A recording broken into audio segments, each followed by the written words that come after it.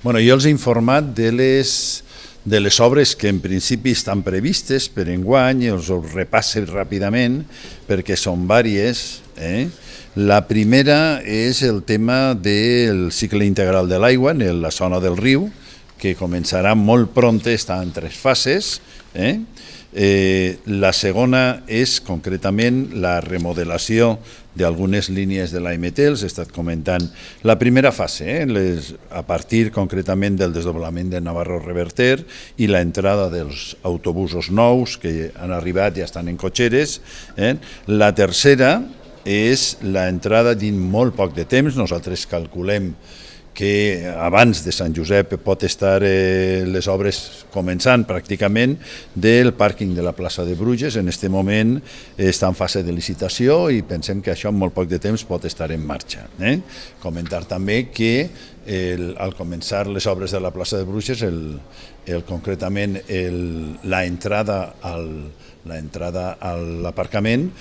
no ho impedirà que puga passar els autobusos perquè s'ha buscat una eixida alternativa. Hem parlat també de les obres de la plaça de la Reina, a final de mes s'entrega el projecte i entonces en principi no tenim previst que comencen abans de l'estiu, en principi, però no es pot concretar més perquè la licitació encara no estem en condicions de poder-les concretar. I hem parlat també de la plaça de l'Ajuntament en el sentit de que s'ha encarregat ja la redacció del plec que, com sabeu, va ser en els pressupostos participatius, es va eixir com a resultat i que, per tant, estarem entrant en concurs d'idees i esperem que enguany es pugui licitar el projecte. I jo sí que vull ressaltar una cosa que s'ha insistit de forma reiterada, la unanimitat per part de totes les persones de que el procés de canvi de la mobilitat en la zona centre és un procés que és acceptat generalment i que els problemes venen concretament de la falta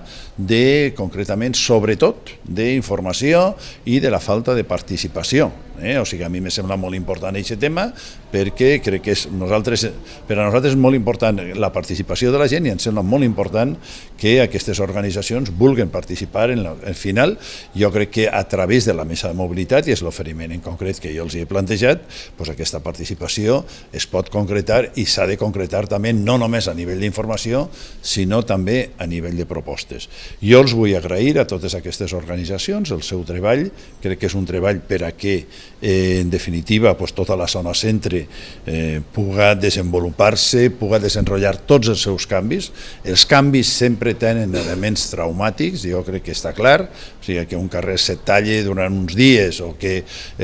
tingués unes obres al costat sempre genera problemes, no es pot evitar, però crec que entre tots, amb la participació de tots, hem d'aconseguir que això siga el mínim els problemes i el més ràpid possible, i aquest és l'objectiu en el que estem. Jo crec que hi ha coses que s'han de canviar, que m'han estat contant alguna sèrie de coses que s'han de canviar i a través de la mesa de mobilitat s'ha de plantejar, i si s'ha de treballar en coordinar amb policia o amb altres sectors, ho farem, i crec que aquest és un compromís que jo per suposat em plantege perquè penso que és important la participació de tots aquests sectors de la societat civil,